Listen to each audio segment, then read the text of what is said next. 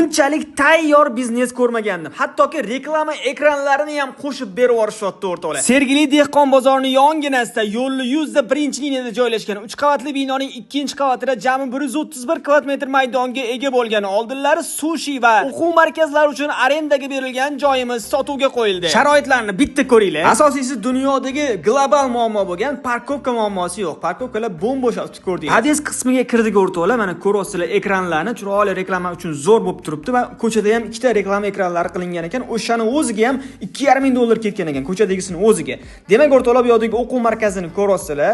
Setmaya degan o'quv markazi bu yerda arendada o'tirgan. Bu yerdagi xonalarni ko'rasizlar, remontlari zo'r holatda turibdi. Hozir shundoq kelib turib biznesinglarni yo'lga qo'yib olsanglar bo'ladi. Jami 5 ta xona bo'lsa, hamma xonaning o'zini konditsionerlari o'rnatilgan va yong'inga qarshi datchiklar ham bor o'rtoqlar. Eng qizig'i o'rtoqlar, remontlari zo'r holatda turibdi. Ortiqcha pul sarflab remont qilgizib o'tirmaysizlar. Shundoq olasizlar, darhol biznesni boshlasanglar bo'ladi yoki arendaga berib qo'ysanglar bo'ladi. Ko'chadagi 2 ta ekran, pod'ezddagi ekranlari, 12 ta kamera, konditsionerlari, mebellari, hamma narsasi bilan o'rtoqlar shundoq berib yuboriladi. 78 ming baholanayapti. Biznesmen akalarimiz qayodasizlar? Shartda bosib o'radigan joyi menimcha. Yoqqan bo'lsa bitta like bosib, yaqinlarimizga yuborib qo'yinglar. Salomat bo'ling.